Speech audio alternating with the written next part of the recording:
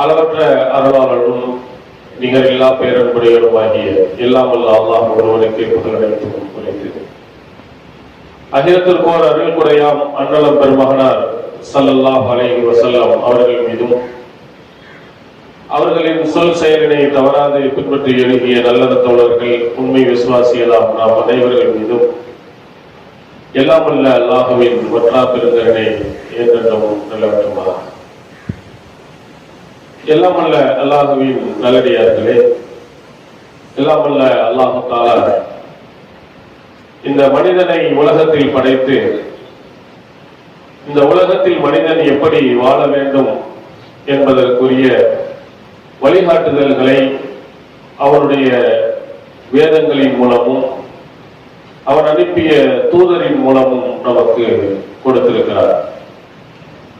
மனிதன் எங்கே பிரச்சனைகளுக்கு உள்ளாகுவார், எந்த கருத்துக்களை கவனத்தில் கொள்ளாமல் இருந்தால் சிக்கலில் மாட்டிக்கொள்வார், எந்த விஷயத்தை அவன் கவனத்தில் கொண்டால் நல்வழியில் செல்வான் என்ற பலவிதமான அறிவுரைகள் திருமறை குர்ஆனின் நெடுகிலேயும் அல்லாஹ் தஆலா நமக்கு குறிப்பிடுகிறார்.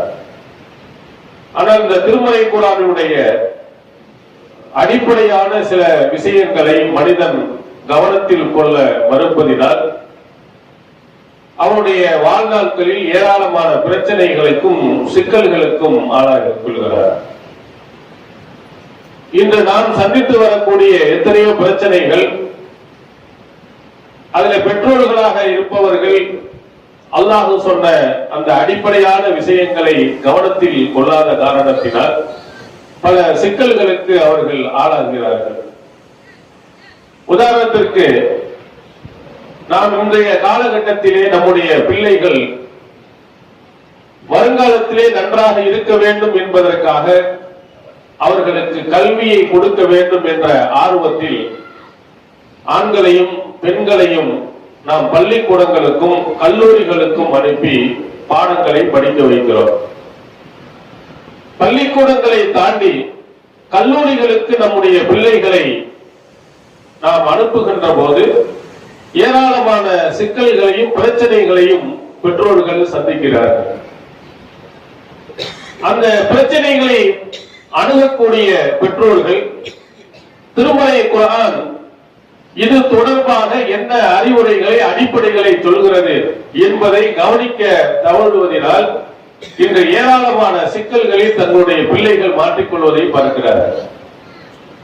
உதாரணத்துக்கு, இன்று நீங்கள் கல்லூரிகளில் படிக்கக்கூடிய பிள்ளைகளுடைய சூழ்நிலையை நீங்கள் பார்த்தீர்களானால் ஆண்களும் பெண்களும் கலந்து படிக்கக்கூடிய கல்லூரிகளில் அனுப்புகின்ற போது அந்த பிள்ளைகளுக்கு மத்தியில் ஏதாவது ஒரு செய்தான் இஸ்லாத்திற்கு எதிரானவன் அல்லது சைத்தானுடைய வலைகளில் வீழ்ந்தவன் நம்முடைய பிள்ளைகளை கெடுப்பதற்கு முயல்கிறார். அவர்களை தனிமையில் சந்திப்பதோ அல்லது தனிமையில் அவர்களிடத்தில் பேசுவதோ இது போன்ற காரியங்களின் மூலமாக நல்ல பிள்ளைகளாக இருக்கக்கூடியவர்களையும் கெடுத்து விடுவதையும், அதன் காரணத்தினால் அந்த பிள்ளைகள் மாற்று மத சகோதரர்களுடன் கூட சென்று விடுவதையும் நாம் பல செய்திகளிலும் நேரடியாகவும் நாம் பார்த்திருக்கிறோம். இது போன்ற சம்பவங்கள் நமக்கு எதை உணர்த்துகிறது? ஒரு ஆணும் ஒரு பெண்ணும் தனித்து இருக்கும் சூழ்நிலை உருவாகக்கூடாது. ஒரு பெண்மணி தனியாக சந்திக்கக்கூடிய வாய்ப்பை ஏற்படுத்தக்கூடாது என்ற ஒரு அடிப்படை விஷயங்கள் நமக்கு தெரிந்தாலும் நம்முடைய உள்ளம் என்ன சொல்கிறது? யாரோ எங்கேயோ ஒரு பெண்மணி போகிறாள், என்னுடைய பிள்ளை அப்படிப்பட்டவள் இல்லை என்று நாம் நினைத்துக் கொள்கிறோம். என்னுடைய பிள்ளையை நான் அப்படி வளர்க்கவில்லை என்று நாம் சொல்லிக் கொள்கிறோம்.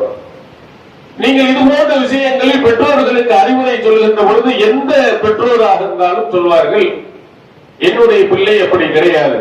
அப்ப எந்த பிள்ளை தான் தவறு செய்கிறது என்ற கேள்விக்கு அங்கே பதில் இல்லை. ஒரு ஆணும் ஒரு பெண்ணும் தனித்திருக்கின்ற பொழுது பிரச்சனைகள் ஏற்படும் என்பதை நம்முடைய பிள்ளைகள் விஷயத்தில் அப்படி நடக்காது, அப்படி போகாது என்று எண்ணுவதனால்தான் பல விஷயங்களிலே அவர்கள் மாட்டிக்கொள்கிறார்கள். திருக்குர்ஆன் நமக்கு என்ன சொல்லுகிறது, இது சொல்லக்கூடிய அடிப்படை என்ன என்பதை நீங்கள் நினைவூட்டு பாருங்கள். நாம் நிச்சயமாக நாம் செய்யக்கூடிய பல விஷயங்கள் இஸ்லாத்தினுடைய அடிப்படையை விட்டு தவறு போகிறோம் என்பதை நீங்கள் விளக்கலாம். அல்லாஹ் தஆலா யார் எந்த விதமான தவறுமே இல்லாமல் படைத்த இறைவனுடைய கட்டளையின் அடிப்படையிலே தங்களுடைய வாழ்க்கையை அமைத்துக் கொள்வார்கள் என்று நீங்கள் திருக்குர்ஆனை நீங்கள் புரட்டி பார்த்தால் அது மலக்காகத்தான் இருக்க முடியும். லா யாஸூனல்லாஹ மா அமரஹும் வ யஃபஅலூன மா யுமரூன். அந்த மாணவர்கள் இறைவன் என்ன கட்டளையிட்டானோ அதை செய்வார்கள், அவனுக்கு மாறு செய்ய மாட்டார்கள். இது அவங்களுடைய பண்பு. என்ன சட்டமோ அல்லாஹ் என்ன கட்டளையிட்டானோ எப்படி நடக்க வேண்டும் என்று சொன்னாலும் அதுல ஒரு நூல் அளவு கூட பிசகாமல் அப்படியே முழுக்க முழுக்க அப்படியே நடக்கக்கூடிய பண்பாக அல்லாஹ் மலக்குமார்களை தான் வச்சிருக்காங்க. மனிதர்களை அப்படி அல்லாஹ் தஆலா வைக்கல. நாம் எவ்வளவுதான் அறிவுரைகளை ஊட்டி வளர்த்தாலும் அங்கு கூட தவறு செய்வதற்கு வாய்ப்புகள் உண்டு. எனவே எச்சரிக்கையாக இருக்குமாறு அல்லாஹ் தஆலா நமக்கு நினைவூட்டுகிறார். மனிதனை எப்படி படைக்கிறான், மனிதனிடத்தின் உள்ளங்களில் எப்படிப்பட்ட எண்ணங்கள் ஏற்படும் என்பதை சொல்லும் போது ஒரு சின்ன வசனத்தில் அல்லாஹ் சொல்கிறார், ஸுய்யின லின்னாஸி ஹுப்புஷ் ஷஹவாத்தி மினன் நிஸா. பெண்களின் மீது மோகம் கொள்வதை நாம் மனிதனுக்கு அழகாக்கி வைத்திருக்கிறோம். மனுஷன் என்றாலே, மனிதன் என்று வந்துட்டாலே அவனுக்கு ஆசை, பெண்களின் மீது ஆசை ஏற்படும். இது இயற்கை, இது இறைவனுடைய படைத்தவனுடைய விதி. ஒரு மனிதனும் ஒரு ஆணும் ஒரு பெண்ணும் தனித்திருக்கின்ற பொழுது அங்கே இது போன்ற எண்ணங்கள் ஏற்பட வாய்ப்பு உண்டு. இதை நீங்கள் மனதிலே வைத்துக் கொள்ள வேண்டும். அது அல்லாஹ்வின் தூதர் அவர்கள் இன்னொரு இடத்திலே சொன்னார்கள். அதுவும் யாருக்கு சொன்னார்கள்? நபி தோழர்களுக்கு சொன்னார்கள்.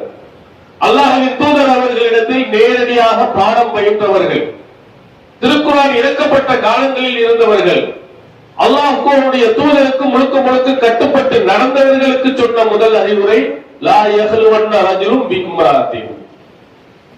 எந்த ஒரு ஆணும் எந்த ஒரு பெண்ணுடன் தனித்திருக்க வேண்டாம். மஹரம் இல்லாமல் யாரும் தனித்திருக்க கூடாது.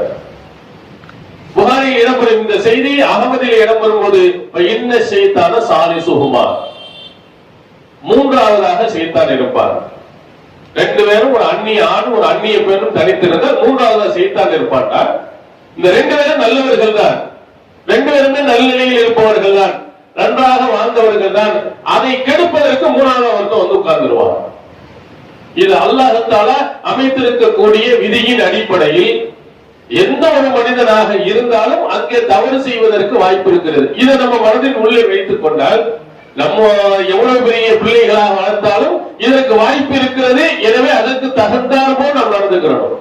செல்போன்கள் வாங்கி கொடுப்பது, பெண்களை தனியாக நேரம் இல்லாத நேரத்தில் அனுப்புவது, அவர்களை கவனிக்காமல் கண்காணிக்காமல் இருப்பது, இவைகளெல்லாம் தவறு என்பதை இந்த செய்திகள் நமக்கு நினைவூட்டுகிறது.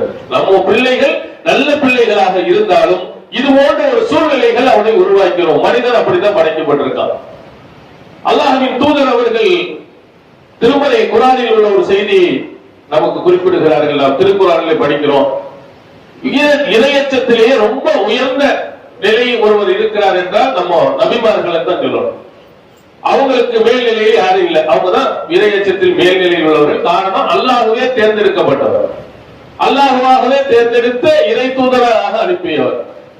அதுல ஒரு சிறந்த நபியாக திருக்குர்ஆன் சொல்லக்கூடிய ஒரு அற்புதமான வரலாறு என்று சொல்லக்கூடிய யூசுப் நபி அவங்களுடைய அந்த ஒரு வாசகத்தை நீங்கள் பாருங்க. பார்த்தாலே நம்ம பெற்றோர்கள் எவ்வளவு கவனமா இருக்க வேண்டும் என்பது நமக்கு நினைவூட்டும். வமா உபர்ரிஉ நஃப்ஸி இன்னன் நஃப்ஸல அம்மாரத்தும் பிஸ்ஸூ. நான் பரிசுத்தமானவன் என்று நான் சாதிக்க மாட்டேன். ஏனென்றால் நஃப்ஸ் இருக்கிறதே அது அதிகமாக தீமைகளைத்தான் ஏவுகிறது. நம்ம நஃப்ஸ் நம்மளை அதிகமாக நன்மையை விட தீமைகள் மட்டும் கொண்டு போய் விட்டுரும். ஷைத்தான் முடிவுனால் யார் சொல்கிறார்? ஒரு நபி சொல்கிறார் என்றால் நம்ம பிள்ளையை எவ்வளவு மாத்திரம் சொல்லுங்க. நம்ம பிள்ளைகளை எவ்வளவுதான் வளர்த்த இறைய தூதருடைய அளவுக்கு வைத்திருக்கிறோமா? அதை விட அதிகமாக வைத்திருக்கிறோமா? அந்த அளவுக்கு இறையச்சத்தில் உயர்ந்து போய்விட்டார்கள். அப்ப அங்கேயும் தவறு வர வாய்ப்பு இருக்கு. கெட்டவர்கள் என்பதல்ல, அவர்களை தேவையில்லாமல் நாம் சந்தேகப்பட வேண்டிய அவசியமும் அல்ல. நான் கவனிப்பாகவும் கண்காணிப்பாகவும் முன்னெச்சரிக்கையாகவும் நாம் இருப்பது அவர்களை சந்தேகிக்கிறோம் என்பது பொருள் அல்ல. ஒரு உயரம் குறைந்த ஒரு வாசல் இருக்கிறது, நாம் நடந்து அப்படியே நேரா போனால் முட்டிடுவோம் என்றால் முன்னெச்சரிக்கையாக குனிந்து போய் என்று சொல்வது தப்பல்ல. குனிந்து போய் என்று சொல்லுகின்ற போது அவன் வேணும்னே இடிச்சிருவான் அப்படின்ற அர்த்தத்தில் அல்ல, கவனக்குறைவாக இடித்து விடலாம். இடித்தால் யாருக்கு பாதிப்பு? இடித்த நம்முடைய பிள்ளைகளுக்கும் பாதிப்பு, அதனால பெற்றோர்களுக்கும் பாதிப்பு. அது இடித்து தலையில ரத்தம் வந்து அப்புறம் ஒரு தையல் போட்டு அதற்கு பிறகு நாம் திருந்துவதற்கு முன்னால் இப்படியெல்லாம் நடக்கும் என்று நமக்கு தெரிகின்ற பொழுது அது முன்னெச்சரியாக நடந்து கொள்வோமானால் நிச்சயமாக நாம் சரியான வழியில் போவோம். அதான் திருமறை குர்ஆன் மனிதன் இப்படித்தான் படைக்கப்பட்டிருக்கிறான். எவ்வளவு பெரிய மனிதனாக இருந்தாலும் அவனிடத்திலேயும் ஷைத்தான் தூண்டுவான். அவன் அல்லாஹ்விடத்திலேயே சபதம் என்ன சொல்லிட்டு வந்தான்? மின் பைன ஐதீஹிம் வ மின் கல்பிஹிம் வ ஐமானிஹிம் வ ஷமாயிலிஹிம். மனிதனுடைய முன்னால் போவேன், பின்னால் போவேன், வலதுபுறம் போவேன், இடதுபுறம் போவேன், எல்லா பக்கத்திலும் வந்து கெடுப்பேன்னு சொல்றான். எந்த ஒரு நூலளவு இடம் கிடைச்சாலும் அங்கு போய் கெடுப்பதற்கு வாய்ப்புகளை ஏற்படுத்துவதுதான் ஷைத்தானின் வேலை. அப்ப இதை ஒரு பெற்றோர்கள் மனதில் வைத்துக் கொள்ளுதல், மனிதன் எவ்வாறாக இருந்தாலும் அவனிடத்தில் கெட்ட எண்ணங்கள் ஏற்பட வாய்ப்பு உண்டு.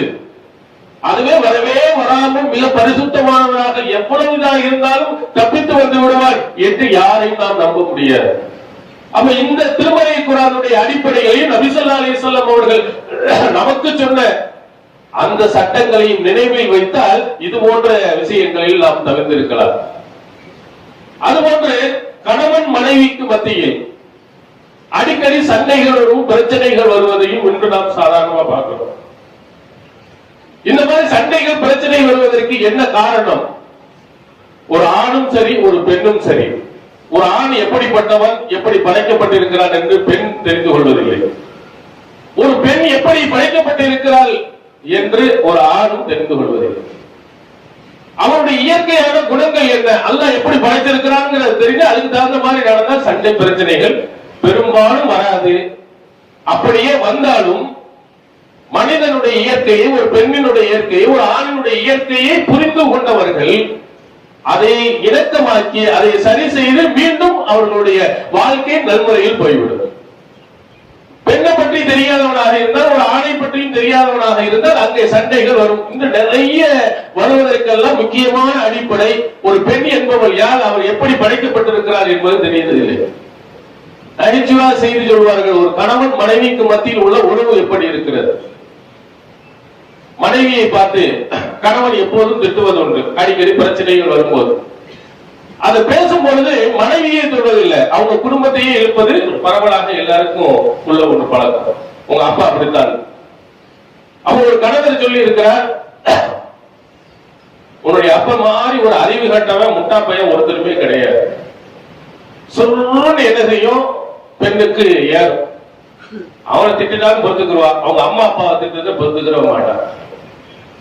அதற்கு அறிவாளித்தனமாக புத்திசாலித்தனமாக அந்த பெண் சொல்லுவார்கள், ஆமா நீங்க சொல்றது உண்மைதான், எங்க அப்பா முட்டாள் தான், அறிவே இல்லாதவதான்.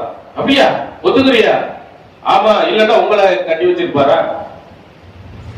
உங்களை கட்டி வச்சிருந்தது தெரியலையா, என் அப்பா ஒரு முட்டா பையன் அப்படின்னு சொல்லிட்டு அங்க ரெண்டு பேருக்குள்ள சண்டை.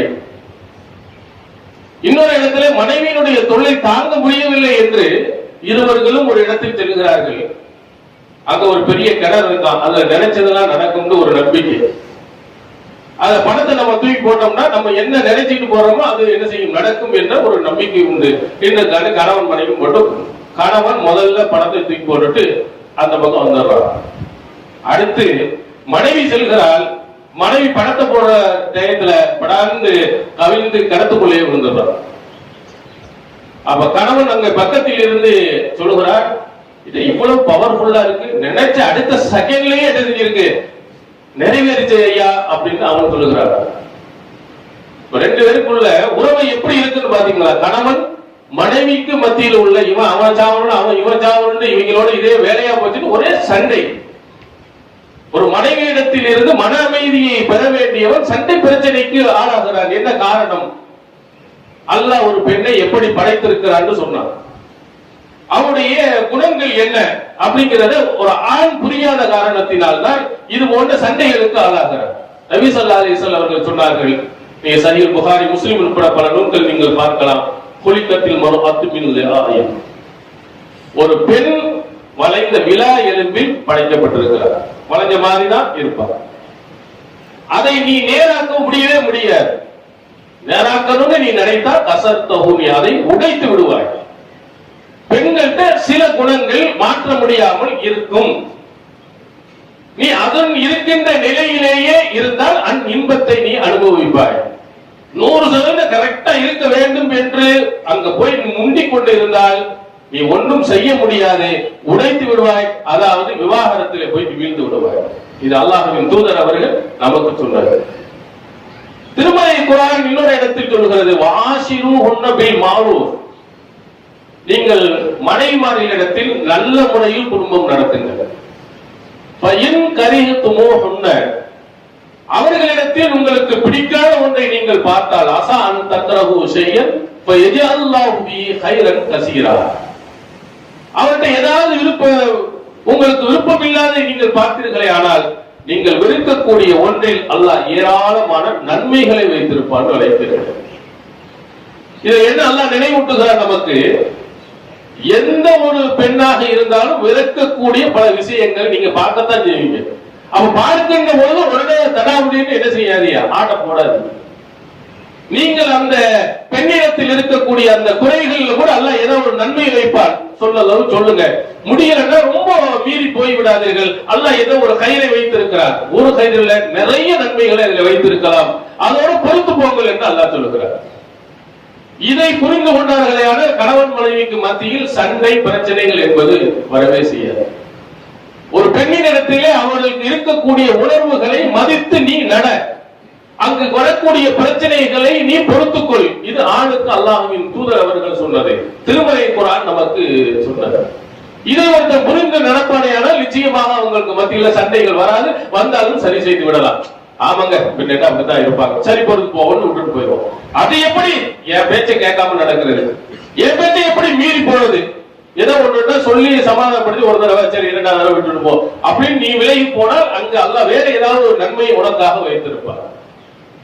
ரசூலுல்லாஹி ஸல்லல்லாஹு அலைஹி வஸல்லம் அவர்கள் தன்னுடைய வாழ்நாளிலே பல விஷயங்களை நமக்கு நினைவூட்டுகிறார்கள். ஒரு பெண்மணி எப்படிப்பட்டவள், அவள் கணவனிடத்தில் என்ன எதிர்பார்க்கிறார்? ஒரு கணவன் இந்த மனைவியின் மீது அன்பு செலுத்துகிறார், பாசத்தை காட்டுகிறார் என்பதை அந்த பெண்மணி என்ன செய்கிறார்? எதிர்பார்க்கிறார். நீ அதுக்கு மாதிரி நடக்கணும். உன்னுடைய அன்பை உள்ளுக்குள்ள வச்சிருக்க கூடாது. அதுல வெளியில் தெரிகிற மாதிரி சில விஷயங்களை காட்டும் பொழுது ரொம்ப உயர்ந்த இடத்திலே தன்னுடைய கணவனை வைத்து அவள் மதிப்பார். இவனை போய் கட்டிட்டு வந்தவன் அப்படின்னு சொல்லாமல், இது மாதிரி ஒரு கணவன் எனக்கு எங்க கிடைத்திருக்க முடியும் என்று சொல்லணும். அபூ ஸலமா ரலியல்லாஹு அவர்கள் இறந்த போது உம்மு ஸலமா ரலியல்லாஹு அவர்கள் சொன்னார்கள். உம்மு ஸலமா ரலியல்லாஹு அவர்களுடைய வாசகம், இந்த முஸ்லிம்களிலேயே அபூ ஸலமாவை விட ஒரு சிறந்தவர் யார் இருக்கிறார்னு கேட்டார். ரசூல் ஸல்லல்லாஹு அலைஹி வஸல்லம் அவர்கள் இறந்து நமக்கு ஒரு சோதனை வருகின்ற போது கேட்ட ஒரு துஆ, அல்லாஹும்ம அக்லிஃப் லீ கைரம் மின்ஹா, இறைவா இதை விட ஒரு சிறந்ததை எனக்கு தான் அப்படின்னு துஆ கேட்கணுமா? ரசூல் ஸல்லல்லாஹு அலைஹி வஸல்லம் நமக்கு சொன்னது இன்னா லில்லாஹி வ இன்னா இலைஹி ராஜிஊன் என்று சொன்னதற்கு பிறகு இதை விட ஒரு சிறந்ததுன்னா அப்ப அபூ ஸலமாவை விட ஒரு சிறந்தவர் யார் இருக்கிறார்? எப்படிப்பட்ட கணவர் அப்படின்னு உம்மு ஸலமா ரலியல்லாஹு அன்ஹா அவங்க சொல்ற செய்தியை சஹீஹ் முஸ்லிமில் பார்க்கிறோம். அல்லாஹ் அதை விட சிறந்தவராக நபிகள் பெருமானார் அவர்களையே கணவராக அடையும் பாக்கியத்தை கொடுத்தார். அவங்க வார்த்தை எப்படி இருக்கிறது? என் கணவரை விட முஸ்லிம்கள்ல பெரிய சிறந்த மனிதர் யாரும் இல்லை. அந்த அளவுக்கு அன்போடு பாசத்தோடு பார்த்திருந்தார்.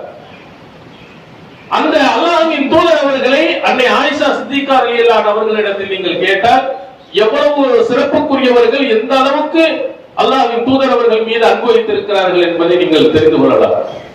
எப்படி ரசூல் ஸல்லல்லாஹு அலைஹி அன்பை காட்டினார்கள், ஒரு பெண்மணி எப்படி எதிர்பார்க்கிறார் என்பதையும் அல்லாஹ்வின் தூதர் அவர்களுடைய செய்திகளில் நாம் பார்க்க முடிகிறது. சஹீஹ் முஸ்லிமில் இடம்பெறுகிறது. ரசூலுல்லாஹ்வை பற்றி ஒரு அன்போட ஒரு கணவர் எப்படி நடக்கிறார் என்பதை ஆயிஷா நாயகி அவர்கள் சொல்கிறார்கள். யத்தகிவு அலா ஹஜ்ரி வ அனா ஹாயிலு, நான் மாதவிடாய் ஏற்பட்டிருக்கின்ற நேரத்தில் அல்லாஹ்வின் தூதர் அவர்கள் எனது மடியில் படுப்பார்கள். சும்மா யக்ரவுல் குர்ஆன், பிறகு குர்ஆனை ஓதுவார்கள். தன்னுடைய மனைவியின் மடியில் படுத்துக் கொண்டு, அதுவும் ஒரு பெண்ணை வைத்திருக்கக்கூடிய ஒரு காலகட்டத்திலே யூதர்கள் எல்லாம் மாதவிடா ஏற்பட வீட்டுக்குள்ளே உள்ளே சேர்க்காமல் ஒதுக்கி வைத்துக் கொண்டு தனி தட்டை கொடுத்திருந்த காலகட்டத்தில் அல்லாஹ்வின் தூதர் அவர்கள் அவர்களுடைய மடியில் படுத்துக் கொண்டு திருமறை குர்ஆனை ஓதுகிறார். அப்ப அவருடைய மனைவி அவ்வளவு பாசம் அங்கே ஏற்படுகிறது. எல்லாரும் ஒதுக்கி வைத்திருக்கிற நேரத்தில் என்னுடைய மடியில் வைத்துக் கொண்டு அல்லாஹ்வின் தூதர் அவர்கள் திருக்குர்ஆனை ஓதுகிறார். அடுத்தது ஆயிஷா நாயகி அவர்கள் இன்னமையும் சொல்கிறார்கள், ரசூல் ஸல்லல்லாஹு அலைஹி வஸல்லம் அவர்களிடத்தில் நான் தண்ணீர் குடித்து விட்டு அதை கொஞ்சம் வச்சு ரசூலுல்லாஹ்ட்ட கொடுப்பேன். அதே மாதிரி கறியை கடித்து விட்டு கறியை ரசூல் ஸல்லல்லாஹு அலைஹி வஸல்லம் கொடுப்பேன் அப்படின்னு மட்டும் ஆயிஷா நாயகி சொல்லல. கொடுத்ததற்கு பிறகு ஒரு பெண்ணினுடைய உணர்வு எப்படி இருக்கிறதுங்கிறது ஆயிஷா நாயகியுடைய வார்த்தை நமக்கு நினைவூட்டுகிறது. அந்த தண்ணியை ரசூல் ஸல்லல்லாஹு அலைஹி வஸல்லம் குடிப்பாங்க, அந்த கறியை குடிப்பாங்க. எப்படி? யலவு ஃபாஹு அலா மௌலிய ஃபிய, நான் வாய் வைத்த அதே இடத்தில் அல்லாஹ்வின் தூதர் அவர்கள் வாய் வைத்து குடிப்பார்கள். அதே வாய் வைத்த இடத்தில் கறியை கடித்து சாப்பிடுவார்கள். கறியை கொடுத்தா சாப்பிட்டேன்னு சொல்லலாம்ல. ஆயிஷா நாயகி எப்படி பார்க்கிறாங்க? என்னுடைய கணவர் என் மேல எவ்வளவு அன்பு வைத்திருக்கிறார், ஏன் வாய் வைத்து அதே இடத்துல வச்சு சாப்பிடுறாரு, அதே கடித்த இடத்திலேயே ரசூல் ஸல்லல்லாஹு அலைஹி வஸல்லம் எவ்வளவு அன்புக்குரிய கணவர். அப்ப அல்லாஹ்வின் தூதர் அவர்கள் ஒரு பெண்ணினுடைய உணர்வை மதித்த காரணத்தினால்தான் அவர்கள் இறந்ததற்கு பிறகும் அன்னை ஆயிஷா சித்திகா ரலியல்லாஹு அன்ஹா அல்லாஹ்வின் தூதர் அவர்களை புகழ்ந்து பாராட்டி சொல்கிறார்கள். ஒரு கணவன் மனைவிக்கு மத்தியில இது போன்ற அன்பு பாசங்களை பரிமாற வேண்டும், இதை ஒரு பெண்மணி எதிர்பார்க்கிறார். அது மாதிரி அந்த பெண்மணி படைக்கப்பட்டிருக்கிறார். இதை உணர்ந்தானேயானால் அவர்களுக்கு மத்தியில் சென்றவர். அபுதாபி என்ற நூலில் ஒரு செய்தியை பாருங்க. அல்லாஹ்வின் தூதர் அவர்கள் ஒரு கணவன் மனைவிக்கு என்ன செய்யணும் அப்ப சொன்னாங்க, அன்துதிமஹா இதா தஇம்த வ தக்ஸூஹா இதா தஸைத, நீ சாப்பிடுகின்ற பொழுது அவளுக்கு சாப்பாடு கொடுக்கணும், நீ ஆடை அணிகின்ற போது அவளுக்கும் ஆடை அணிவிக்க வேண்டும். அந்த சாப்பாடு கொடுக்கிறது கூட அல்லாஹ்வின் தூதர் அவர்கள் சொன்ன இன்னொரு செய்தி புகாரியில் பதிவு செய்யப்பட்டிருக்கிறது. இறை திருப்தியை எதிர்பார்த்து அத்தா தஜஅல ஃபீ இம்ராஅத்தி, உன்னுடைய மனைவியினுடைய வாயில் ஊட்டக்கூடிய ஒரு கவலத்துக்கும் நன்மை உண்டுனார். ஒரு பெண் அப்படி எதிர்பார்க்கிறார். அப்ப என் கணவர் எவ்வளவு பாசம் ஊட்டி விடுவ, இல்லைன்னா அவன் கையில சாப்பிட்டாலும் அதே சாப்பாடு தான். உன் கணவன் கொடுத்தா என்ன அமிர்தமா போது அவர் அமிர்தம் மாதிரி நினைக்கிறார். அல்லாஹ்வின் திருப்தியை நீ எதிர்பார்த்து தன் மனைவியுடன் நல்ல முறை நடக்கணும் ஊட்டி விட்டியாலும் கூட அல்லாஹ் தூதர் அவர்கள் சொல்கிறார்கள், அதற்கும் மறுமை நாளில் உனக்கு நன்மை உண்டு. இது கணவன் மனைவிக்கு செய்ய வேண்டிய கடமையில் நீ சாப்பிடும் போது சாப்பாடு கொடு. வெளியில போறீங்க, நல்ல பெரிய ஹோட்டல்ல நல்ல ஃப்ரெண்டுகளோட நல்லா சாப்பிட்டு வரீங்க. ஒரு சிலர்கள் என்ன செய்வாங்க, சாப்பிட்ட தட்டெல்லாம் பெருசா வச்சு சாப்பிட்டு போட்டு எலும்பு நிறைச்சு போட்டு போட்டோ எடுத்து மனைவிக்கு வாட்ஸ்அப்ல அனுப்பிடுறது, கோவத்தை கிளம்புறது, நல்லா தின்னுட்டு வந்தாரு. நீ வரும்போது என் மனைவி ஆசையாக இந்த கிரில சாப்பிடுவா, இந்த பர்கரை சாப்பிடுவா, பீஸாவை சாப்பிடுவா, எதை விரும்பி சாப்பிடுவாங்க, ஒண்ணு வாங்கிட்டு வந்து கொடுத்தா அவ வெளியில எப்படி பேசுவா தெரியுமா? எங்க வீட்டுக்காரர் என்னை விட்டுட்டு சாப்பிடவே மாட்டாரு, வேணுண்டா கூட அவர் வெளியே சாப்பிட்டா கூட எனக்கு ஒண்ணு வாங்கிட்டு வந்துருவாங்க. அந்த அன்னோன்யம் அங்கே இருக்கு. அத ரசூல் ஸல்லல்லாஹு அலைஹி வஸல்லம் சொல்ற, நீ சாப்பிடும் போது அவனுக்கு கொடு. வெளியில போன வாங்குனா வெளியூர்ல இருந்து கொண்டு வர முடியாது, லோக்கல்ல இருந்தா அந்த வாய்ப்பு இருந்தா இவங்க என்னுடைய மனைவியை விரும்பி சாப்பிடக்கூடியது ஒரு பொருள் இருக்குமானால் அதை வாங்கிட்டு போய் கொடுங்க, ரொம்ப சந்தோஷம் மிகைக்கு போவா. எந்த வெறுப்புறவும் அவளுக்கு எந்த பெரிய கஷ்டங்கள் சிரமங்கள் வந்தாலும் கணவனை விட்டு கொடுக்கவே மாட்டார். நீங்கள் ஆடை எடுக்கின்ற பொழுது உங்க மனைவிக்கு ஒரு ஆடை எடுத்துட்டு வந்து கொடுத்து பாருங்க. அப்போ அவள் நினைப்பா, மாஷா அல்லாஹ் என்னுடைய கணவன் என்ன இருந்தாலும் எனக்கு வாங்காம இருக்கவே மாட்டாங்க அப்படின்னு அவருடைய உள்ளத்தில் ஆழமாக பதிந்தால் எங்கே சண்டை வரும்? நீங்க எவ்வளவுதான் கோபப்பட்டாலும் ஆத்திரப்பட்டாலும் நீங்க செய்த இது போன்ற நல்லறங்கள் எல்லாம், இது போன்ற அவளுக்கு செய்யக்கூடிய அன்பான பரிமாற்றங்கள் எல்லாம் அந்த கோபத்தையே என்ன செய்ய அமைக்கிறது. இது ரசூல் ஸல்லல்லாஹு அலைஹி வஸல்லம் ஒரு பெண்மணி வளைந்த எலும்பு மாதிரி தான், சில குறைகள் இருக்கத்தான் செய்யும், அதை அப்படியே அட்ஜஸ்ட் பண்ணி நீ போ. அவனுடைய உணர்வுகளுக்கு கொஞ்சம் நீ மதிப்பு கொடு, அங்கே பிரச்சனைகள் சண்டை வராது. இப்போ நிறைய பேர்ட்ட கேட்டு பாருங்க, பலருக்கு திருமணம் முடிக்கிற ஆசையா இருக்கும், ரெண்டாவது திருமணம் ஐயோ ஒன்ன வச்சுக்கிட்டு மரணிக்கிற பெரும்பாடா இருக்கு. அல்லாஹ்வின் தூதர் அவர்கள் 10க்கு மேற்பட்ட எப்படி திருமணம் முடிச்சாங்க, அவங்களால எப்படி சமாளிக்க முடிந்தது? அவங்களுக்கு தெரிந்த ஒரு பெண்ணின் எப்படி உணர்வுகள் எப்படிப்பட்டவை, ஒரு பெண்மணி எப்படி எல்லாம் நடப்பால், எதையெல்லாம் எதிர்பார்ப்பால், அல்லாஹ் என்ன சொல்லி இருக்கிறார் என்பதை விளங்கியதினால் அவர்களால் முடியும். அப்போ அல்லாஹ் தஆலா சொன்ன இந்த அடிப்படை விஷயங்கள் ஒரு பிள்ளையாக இருக்கட்டும் அல்லது கணவனாக இருக்கட்டும் அல்லது மனைவியாக இருக்கட்டும், இவைகளை உணர்ந்து ஒருவன் நடக்குமானால் நிச்சயமாக அவனுடைய வாழ்க்கை மிக சிறப்பாக அமையும். அது மாதிரி இன்னொன்று, இந்த உலகம் நம்முடைய குடும்பம். இது ஒரு சிலர்கள் ஏகத்துவ கொள்கை திருமறையினுடைய அடிப்படை விஷயங்களில் இருந்து விலகி போகிறார்கள். அதுக்கு என்ன காரணம்? சுன்னத்துல் ஜமாத்தில் இருக்கக்கூடியவர்களா இருக்கட்டும், அவங்களுக்கு அல்லாஹ்வுடைய பயம் இல்லையா, ஆகிரத்தினுடைய பயம் இல்லையா, மறுமையில் சொர்க்கம் போக வேண்டும் என்ற ஆசை இல்லையா? எல்லாமே நம்மளை விட அதிகமாக இருக்கிறது என்று கூட சொல்லலாம்.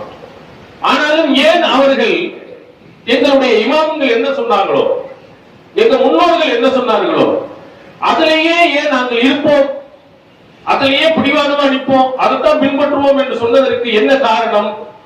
திருமறை குர்ஆனுடைய ஒரு முக்கியமான விஷயத்தை, சில அடிப்படையான மனிதன் பற்றிய விஷயத்தை அவர்கள் கவனிக்க தவறியதுதான். மனுஷன் எப்படி படைக்கப்பட்டிருக்காங்க, அவர்கள் என்ன நினைக்கிறார்கள்? நம்முடைய முன்னோர்கள், நம்முடைய இமாம்கள் எல்லாம் மனிதனுக்கு மேல் அப்பாற்பட்ட எந்த தப்புமே வராதவர்கள் என்ற எண்ணத்திலே இருந்து விடுகிறார். அதனால்தான் அவங்க என்ன சொன்னாலும் அப்படியே நம்புறாங்க. நம்ம தப்பு செய்வோங்க, நம்மள்ட்ட தவறு வருங்க, அப்படி எவ்வளவு பெரிய அறிஞர் அங்க வருமா, அவர் எவ்வளவு பெரிய இமாம் அங்க வருமா, நம்முடைய முன்னோர்கள் எப்படிப்பட்டவர்கள் அங்க வருமா, அங்க வராதுங்க, நம்மள்ட்ட வருமே தவிர அவர்கள்ட்ட வரவே வராது. அப்ப எப்படி பிரிக்கிறார்கள்னா, மனிதர்களில் அறிஞர்களாக இமாம்களாக இருக்கக்கூடிய இவர்கள் தப்புங்கிற வட்டாரத்தின் உள்ளே வர மாட்டாங்க, தப்பே வராது. அவங்களுடைய அனைத்து விஷயங்களும் சரியாகத்தான் இருக்கும். வழி தவறியோ தவறான முறையிலோ ஒரு கருத்தை அவர்களால் எடுத்து வைக்கவே மாட்டார்கள் அப்படின்னு நினைக்கிறார்கள். திருக்குர்ஆனை புரட்டி பாருங்கள். மனிதனை அல்லாஹ் எப்படி படைத்திருக்கான்? குலிக்கல் இன்சானு லதீஃபா, மனிதனை பலகீனமானவனாகவே படைத்திருக்கிறோம். யார் எவ்வளவு பெரிய ஆளா இருந்தாலும் சரி, அவன்கிட்ட பலகீனம் உண்டு. அது நபிமார்களா இருக்கலாம், அல்லது சாதாரண மனிதனா இருக்கலாம், அரசனா இருக்கலாம், அல்லது ஆண்டியா கூட இருக்கலாம், எல்லாத்தையும் பலகீனம் உண்டு. அப்படிதான் படைச்சிருக்கு. குலிக்கல் இன்சானு மின் அஜல், மனிதனை அவசரக்காரனாக நாம் படைத்திருக்கிறோம். நம்மகிட்ட நிறைய அவசரப்பட்டு நிறைய செஞ்சு நம்ம முட்டுப்பட்டு பெரிய கஷ்டங்களை அனுபவித்து நிறைய பார்த்திருப்போம். ஆனா நமக்கு மட்டும் இல்ல, எந்த மனிதனாக இருந்தாலும் அவன்கிட்ட கூட அவசர புத்தி வந்துடும். எவ்வளவு பெரிய மனிதனாக இருந்தாலும் பலகீனம் இருக்கும், அங்கேயும் தவறுகள் வந்துடும். இந்த அடிப்படையை புரிந்திருந்தால் உலகத்தில் படைக்கப்பட்ட ஆதமுடைய பிள்ளைகள் அத்தனை பேர்களிடத்தில் பலகீனம் உண்டு, அவசரப்படுதல் இந்த புத்தியும் உண்டு, வாய்ப்பிற்குமானால் தவறு வரும் அப்படின்னு நீங்கள் நம்பி விட்டீர்களானா, நம்ம இமாம்கள் அப்படின்னு ஒரு விஷயத்தை தப்பு செஞ்சாங்கன்னா உடனே ஏத்துக்குவோம். இல்ல இந்த அடிப்படையை நீங்கள் மறுத்தீர்களானால் நேர்வழிக்கு போக மாட்டீங்க. அவங்க எல்லாம் மனிதனுடைய நிலைக்கும் அப்பாற்பட்டவர்கள் என்று நாம் அவர்களை ஒரு தனி லிஸ்ட்ல வைத்துக் கொண்டு அவர்கள் செய்யற அத்தனை தவறுகளையும் நியாயப்படுத்துவோம். திருக்குர்ஆன் உங்களுக்கு அழகாக பட்டியல், மனுஷன் அவசரக்காரன், அவன்கிட்ட பலகீனம் இருக்கிறது என்பதற்கு திருக்குர்ஆன் நிறைய உதாரணங்கள் உங்களுக்கு சொல்கிறது. நாம் நினைத்திருக்கக்கூடிய பட்டியல்களிலேயே இந்த இமாம்களை விட, இந்த அறிஞர்களை விட உயர்ந்த நிலையில் உள்ளவர்கள் நபிமார்கள். அவங்க பிரச்சாரம் பண்ணுவதற்காக அல்லாஹ்வே நல்ல மனிதர் என்று தேர்ந்தெடுக்கப்பட்டவர்கள். அங்க தப்பு வரலையா? யூனுஸ் நபியை புரட்டி பாருங்க. ரன்னூனி இதுராத முகாலிபன், இந்த நூன் உடையவர், மீன் உடையவர். இந்த யூனுஸ் நபி கோபப்பட்டு போனார், அல்லாஹ்ட்ட கோபித்துக் கொண்டு போகிறார். அல்லாஹ் சொன்ன அடிப்படையிலே அவர் இருக்காமல், அல்லாஹ்வுடைய கட்டளையை எதிர்பார்த்திருக்காமல், அல்லாஹ்விடத்திலேயே கோபம் கொண்டு போனதினால் மீன் வயிற்றில் தூக்கி போடப்பட்டாரா இல்லையா? அவர் என்ன சொன்னார்? லா இலாஹ இல்லா அன்த சுப்ஹானக இன்னி குன்து மினல் ஸாலிமீன். அல்லாஹ்ட்ட பிரார்த்தனை செய்தாரா? உன்னை தவிர வணக்கத்திற்குரியவன் யாரும் இல்லை, சுப்ஹானக நீ தான் தூய்மையானவர், நான் அநியாயம் செஞ்சேன், இன்னி குன்து மினல் ஸாலிமீன், நான் அநியாயம் செய்து விட்டேன் என்று ஒரு நபி சொல்லுகிறார். தவறு செய்தார் என்று அல்லாஹ் திருக்குர்ஆனில் சொல்லுகிறார். அல்லாஹ்விட்டே கோபித்துக் கொண்டு போனாததாக திருமறை குர்ஆன் சொல்லுகிறார். அப்ப திருமறை குர்ஆன் இவ்வளவு ஒரு நபிக்கு ஒரு பலகீனம் அங்கே ஏற்பட்டு விட்டது பாருங்க, கோபம் வந்து விட்டது பாருங்க, அவசரம் வந்து விட்டது பாருங்க. மனிதனால வந்துச்சு. அல்லாஹ்வால் தேர்ந்தெடுக்கப்பட்டாலும் அவனும் மனிதன் தான், அங்கேயும் தப்பு வரும். அப்ப நம்ம என்ன நினைக்கிறோம்? இவர் செய்த தவறு, இவர் செஞ்சிருக்க கூடாது, இது அல்லாஹ் தஆலா அதனால் கோபப்பட்டார், அதனால மீன் வயிற்றில் அவர் உள்ள கொண்டு போய் போட்டார். அப்ப இப்படிலாம் ஒரு நபியை நாம் கணக்கிடும் போது, ஒரு இறை தூதரிடத்திலேயே இப்படி தவறு வரும்போது, அப்ப நம்முடைய வாழ்க்கையில எத்தனையோ நபிமார்கள், எத்தனையோ அறிஞர்களை பார்க்கிறோம், எத்தனையோ இமாம்களை பார்க்கிறோம், அவர்கள் தப்பு வராதா? அவர்களுடைய செயல்பாடுகள் வராதா? அப்ப இதை நீங்கள் ஒப்பிட்டு பார்க்கணும். எவ்வளவு பெரிய ஆளாக இருந்தாலும் அங்கு கூட தவறு வருவதற்கு வாய்ப்பு உண்டு. அந்த தவறுகள் ஆதாரபூர்வமாக நமக்கு எடுத்து காட்டப்படுமானால் தவறு என்ன நம்ம என்ன செஞ்சிடணும்? உடனே எடுத்துக்கொள்ளணும். அதே மாதிரி இன்னொரு நபி பாருங்க, நூஹ் நபி. அவர் 950 வருட காலங்கள் இந்த உலகத்தில் வாழ்ந்ததாக பிரச்சாரம் செய்ததாக திருமலை குர்ஆன் சொல்லுகிறது. காலையில பண்ணார், இரவுல பண்ணார், பகிரங்கமா பண்ணார், ரகசியமா பண்ணார். சூரத்துல் நூஹ்ல அல்லாஹ் பட்டியலிட்டு சொல்லுகிறார். எல்லாமே செய்தும் மக்கள் ஏத்துக்கல. ஒரு அற்பமானவர்கள் மட்டும் ஏகத்துவ கொள்கைக்கு வந்தாங்க. அப்போ நூஹ் நபி சொன்னாங்க, இவங்களை உற்றாத யாரெல்லாம் எல்லாத்தையும் அடித்து நாசமாக்கிடும் பிரார்த்தனை செஞ்சாங்க. அல்லாஹ் உடனே கப்பலை செய்ய சொன்னார். கப்பல்ல செஞ்சு யாரெல்லாம் கப்பல்ல வராங்களோ அவங்க எல்லாம் காப்பாற்றப்படுவாங்க, மற்றவங்க எல்லாம் அழிக்கப்படுவாங்க. நூஹ் நபியும் கப்பலை செய்தார், மக்களை மலைத்தாங்க, நல்லவர்கள் வந்தாங்க. அதுல அவருடைய மகன் வரல, அவருடைய பெற்றெடுத்த பிள்ளை வரல. எப்போ கடைசி பிரச்சாரங்கள் எல்லாம் செய்து மக்களை எல்லாம் அழிக்கக்கூடிய அந்த காலகட்டத்தில் கூப்பிடும் போதும் வர முடியாது. சாவி இலா ஜமலின் யாசிமுனி மினல்மா, நான் மலைக்கு மேல ஏறிக்கிடுவேன், அந்த தண்ணியை எல்லாம் விட்டு அந்த மலை என்னை காப்பாத்திருந்து விதண்டாவாதம் பேசினா நூஹ் நபியினுடைய மகன். ஆனாலும் அல்லாஹ்தால அழிக்க போறான். அப்போ நூஹ் நபி அல்லாஹ்ட்ட கேக்குறாங்க, இறைவா இன்னபனி மின்னஹலி இன்னவா தக்கல், இறைவா என்னுடைய பிள்ளை என் குடும்பத்தை சார்ந்தவன், உன்னுடைய வாக்குறுதி உண்மையானது, என் குடும்பத்தை காப்பாத்துறேன்னு சொன்னீங்க, என் பிள்ளையை காப்பாத்திடுவேன். அவன் ஏகத்துவத்தை ஏத்துக்கிற மாட்டேன்னா இருந்தாலும் என் குடும்பம் காப்பாரு. அப்ப அல்லாஹ் கண்டிக்கிறான், இன்னஹு லைஸ மின் அஹலி, இவன் குடும்பத்தை சார்ந்தவன் இல்ல, நீ பெத்த உன் குடும்பத்தை நான் சொன்னா இந்த ஓரிரை கொள்கையை ஏற்றவன், அந்த ஓரிரை கொள்கையினுடைய குடும்பம் இவன் கிடையாது. நீ இப்படி கேட்கிறதுக்கு இன்னஹு அமலு கைரு சாலிஹ், இது சாலிஹானவர்களுடைய வேலை அல்ல, இப்படி நீ கேட்க கூடாது. இன்னி ஆயிலுக்கு அந்த கூன மினல் ஜாஹிலீன், நீ ஜாஹிலாக ஆகுவதை விட்டும் உனக்கு நான் அறிவுரை சொல்றேன், போயிடாது. அந்த முட்டாள்கள், இது அறிவிலிகள் எப்படி கேட்பாங்களோ அது மாதிரி நீ ஆயிடக்கூடாது என்று உனக்கு அறிவுரை கூறுகிறேன் என்று அல்லாஹ் கண்டிக்கிறார். எவ்வளவு காலம் பிரச்சாரம் செய்தவர், எத்தனை வருட காலங்கள் இந்த ஏகத்துவ கொள்கையை சொன்னவர். அல்லாஹ்வுடைய கொள்கையை ஏற்கனவே அழித்து விடுவான், நாசமாக்கி விடுவான் எல்லாம் பிரச்சாரம் செய்தவர். புல் என்ற ஒண்ணு பாசத்தில் மாறிட்டாரே, அல்லாஹ் கண்டிக்கலையா? இவ்வளவு காலம் பிரச்சாரம் செய்தவர் எப்படி தப்பான வாதத்தை எடுத்து வைப்பார் என்று நம்ம கேள்வி கேட்க முடியுமா? அல்லாஹ் கண்டிக்கிறான. நபிமார்களுக்கே தவறுகள் வருமானால் நம்முடைய இமாம்களுக்கு வராரா, நம்முடைய அறிஞர்களுக்கு வராரா? எந்த ஒரு இயக்கமா இருக்கட்டும், எந்த ஒரு ஜமாத்தாக இருக்கட்டும், யாராக இருந்தாலும் அவங்களும் மனிதர்கள் தான், அங்க கூட தப்பு வரதான் செய்யும். அப்ப அல்லாஹ்வுடைய அந்த பார்வையில் எல்லாரும் மனிதர்கள், அங்கும் தவறு வருவதற்கு வாய்ப்பு உண்டு. இன்னும் சொல்ல போனால் ஆதம் நபியை நீங்கள் எடுத்து பாருங்கள். ஆதம் நபியை மலக்குமார்களை விடவெல்லாம் சிறப்பித்து வைத்தார். அவங்களுக்கு நிறைய கல்வியை கற்றுக் கொடுத்தான். அல்லம ஆதமல் அஸ்மா குல்லஹா, அனைத்து பொருள்களின் பெயர்களையும் அல்லாஹ் அவர்களுக்கு கற்றுக் கொடுத்தான். ஆதம் வானவர்களை கூப்பிட்டு இதுக்கு பேர் என்ன, இது என்ன, அது என்ன என்று கேட்ட போது வானவர்கள் லா இல்மலனா இல்லாம அல்லம் தனா, இறைவா நீ எங்களுக்கு எதை கற்றுத் தந்தாயே அதை தவிர எங்களுக்கு ஒண்ணுமே தெரியாது. மாணவர்களுக்கு தெரியாததை எல்லாம் ஆதம் அலைஹிஸ்ஸலாம் அவர்களுக்கு கற்றுக் கொடுத்து சிறப்பித்தார். அவன் தன்னுடைய கையாலே ஆதம் நபியை படைத்தார், படைத்து அந்த ஜன்னத்திலேயும் வைத்தார். இதை சாப்பிடக்கூடாதுன்னா ஆதம் நபி அல்லாஹ்வால் தேர்ந்தெடுக்கப்பட்ட ஒரு நபிதான், சொர்க்கத்திலே இருந்தவர் தான், பெரிய கல்விகளை எல்லாம் யாருக்கு இல்லாத கல்வியெல்லாம் கொடுக்கப்பட்டவர் தான். அல்லாஹ் என்ன சொன்னான் தெரியுமா? அசா ஆதமு ரப்பஹு ஃபகவா, ஆதம் தன்னுடைய இறைவனுக்கு மாறு செய்து வழி தவறி போய்விட்டார், அல்லாஹ்வின் கட்டளையை மீறிட்டார். நசிய, அல்லாஹ் சொன்ன அந்த கட்டளையை மறந்தார். பலம் நஜிதுலஹு அஸ்மா, அவரிடத்தில் உறுதியை நாம் பார்க்கவில்லை. இது அல்லாஹ்வுடைய வசனங்கள். அவ்வளவு பெரிய கல்வி கொடுக்கப்பட்ட அவர் அல்லாஹ்வுடைய கட்டளையை மீறி தவறான வழிக்கு போய்விட்டார் என்று திருக்குர்ஆன் நமக்கு சொல்லுகிறது. அவ்வளவு கல்வி இருந்து மாறுவாரா? அங்கே ஜன்னத்திலே இருந்தவர் மாறுவாரா? தவறு செய்வாரா என்ற கேள்வி கேட்கக்கூடாது. என்றால் மனிதன் பலகீனமாக தான் படைக்கப்பட்டிருக்கிறார். அவருக்கும் மறதி வரும், அவருக்கும் தவறு வரும். இந்த அடிப்படையை நாம் விளங்கி இருப்போமானால் யார் சொன்னாலும் சரி, இவர் இந்த மாதிரி தப்பு செஞ்சிருக்கார், இந்த ஹதீஸுக்கு மாற்றமா இருக்கு, இந்த நபி வழிக்கு மாற்றமா இருக்கு அப்படின்னு அவர் எப்படி தப்பா சொல்லுவாரு, அவரு எப்படி தவறான பத்துவா கொடுப்பாருன்னு கேள்வி வரவே வராது. நம்ம இதை புரிந்திருப்போமானால், அப்படியா நீ கொண்டு வா, இந்த சட்டத்துக்கு இது மாற்றமா இருக்கு, அல்லாஹ்வுடைய சட்டத்துக்கு மாற்றமா அவர் சொன்னாரா, அப்ப அல்லாஹ்வின் சட்டத்தை ஏற்போம்.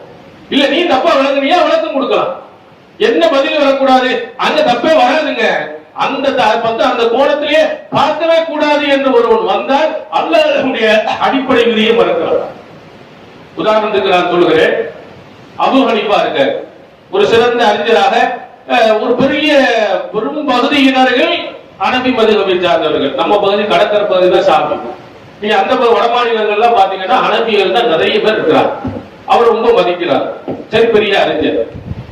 அந்த அறிஞர் செய்த சில தவறுகளை ஆதாரத்தோடு சுட்டி காட்டணும், அவருடைய புத்தகத்திலிருந்து சுட்டி காட்டணும். ஏற்றுக்கொண்டாங்களா? ஏற்றுக்கொள்ளல. இதுவரையிலும் ஏற்றுக்கொண்டவங்க ஏற்றுக்கொண்டாங்க. நீங்க கன்சு தகாயிக் என்ற நூலுடைய விரிவுரையில அபூ ஹனீஃபா விட்ட அபு யூசுப் அவர்கள் கேட்கிறார், மலை தொழுகை தொடர்பாக. இந்த மலை தொழுகையில ஹல் ஃபீஹி ஸலாத்துன் அவ் துஆஉன் முஅக்கத்துன் அவ் குதுபத்துன், இந்த மலை தொழுகைக்கு ஏதாவது தொழுகை எது இருக்கா, குறிப்பிட்ட நேரத்தில் துவா இருக்கா, அல்லது குத்துபா கொடுக்கணும்னு இருக்கா அப்படின்னு கேட்கும்போது அபூ ஹனீஃபா பதில் அளிக்கிறார் அவர் மாணவர்கிட்ட, அம்மா ஸலாத்துன் பி ஜமாஅத்தின் வலா, ஜமாத்துடன் தொழுவது இருக்கிறே அது கிடையாது. மலை தொழுகையில் துவா செய்வதும் இஸ்திக்பார் பாவ மன்னிப்பு தேடுவதும் தான் இருக்கிறது என்று அபூ ஹனீஃபா சொன்னதாக எழுதப்பட்டிருக்கிறது. மதரசாவில் பாடங்கள் வைக்கப்பட்ட ஹிதாயாவிலேயும் இதே கருத்தில் பதிவு செய்யப்பட்டு, ஹிதாயாவின் ஆசிரியர் சொல்கிறார், லம் துரவு அன்ஹு ஸலாத், அல்லாஹ்வின் தூதர் அவர்கள் பாவ மன்னிப்பு தேடியதாக வந்திருக்கிறது, தொழுததாக அறிவிக்கப்படவில்லை அப்படிங்கிறது. எப்படி? இந்த மலைக்காக வேண்டி அல்லாஹ்வின் தூதர் அவர்கள் ஜமாத்துடன் தொழுததாக எந்த அறிவிப்பும் இல்லை. அபூ ஹனீஃபா சொல்கிறார், ஜமாத்தாக தொழக்கூடாது, இல்லை அப்படின்னு சொல்றாரு. இதோ சஹீஹுல் புகாரி தமிழில் இருக்கிறது. அதிலே மலை தொழுகை என்ற பாடமும் இருக்கிறது. உங்கள் தமிழில் இருக்கிறார் சொல்றாரு. சஹீஹ் முஸ்லிமில் இருக்கிறது. இது இல்லாத ஏராளமான நூல்களில் அல்லாஹ்வின் தூதர் அவர்கள் மலைக்காக வேண்டி ஜமாத்துடன் தொழுவித்தார்கள் அப்படின்னு நேரடியா கொண்டு வந்து இந்த காட்டுறோம். என்ன சொல்லணும்? அபூ ஹனீஃபாவுக்கு தெரியல, அல்லது அவருக்கு அந்த செய்தி கிடைக்கல, அதனால அவர் இந்த கருத்தை சொல்லி இருக்கிறார். இதைத்தான் எடுக்கணும்னு சொன்னால் உண்மையானார், சரியானால் அவங்களுக்கு என்ன வருகிறது? அபூ ஹனீஃபா அவர்கள் தப்பு செஞ்சிருவாங்களா, நம்ம மதுகம்ல அவ்வளவு பெரிய தவறு வருமா அப்படின்னு நினைக்கிறனால தான் அவர்கள் அந்த கொள்கைக்கு விலக முடியும். அதான் இஸ்லாம் சொல்கிறது, திருமறை குர்ஆன் சொல்றது, மனிதன் எங்கேயோ தப்பு செய்வான், மறந்துடுவான், தவறான கருத்துக்களை கூட சொல்லிடுவான், தவறே வராதுன்னு அல்லாஹ் ஒருவன் மட்டும்தான். இந்த அடிப்படையின் காரணத்தினால்தான் நிறைய சட்டங்கள் அவங்களுக்கு சொல்லும் போது வருதில்லை. ஷாஃபி மதுஹபுக்கு ஒன்று எடுப்போம். ஷாஃபி மதுஹப் இதே ஜும்மாவுல எத்தனை பாங்கு சொல்லப்படுகிறதுன்னா 2 பாங்கு சொல்லுவார். நீங்க சஹீஹுல் புகாரியில் எடுங்க, அபூதாவுதை எடுத்து பாருங்க, திருமதி எடுத்து பாருங்க, நசாயி எடுத்து பாருங்க, அகமதை எடுத்து பாருங்க. அல்லாஹ்வின் தூதர் அவருடைய காலத்துல, அபூபக்கர் அவருடைய காலத்துல, உமர் ரலியல்லாஹுடைய காலத்துல எத்தனை பாங்கு சொல்லப்பட்டது? சாயிப் இப்னு யஸீத் ரலியல்லாஹு அவர்கள் சொல்கிறார்கள், ஹீன யஜ்லிசுல் இமாமு அலல் மெம்பர், இமாம் மெம்பரில் அமருகின்ற பொழுது ஒரு பாகம் சொல்லப்பட்டது. இதுதான் ரசூலுல்லாஹ் காலத்தின் நடைமுறை, அபூபக்கருடைய காலத்தில் நடைமுறை, உமர் ரலியல்லாஹு காலத்தினுடைய நடைமுறை. உஸ்மானுடைய காலத்தில் மக்கள் கூட்டம் அதிகமான போது ஜௌரா என்ற ஒரு இடத்தில் 2வது அழைப்பை அதிகப்படுத்தினார். இப்படி ஹதீஸ் இருக்கு.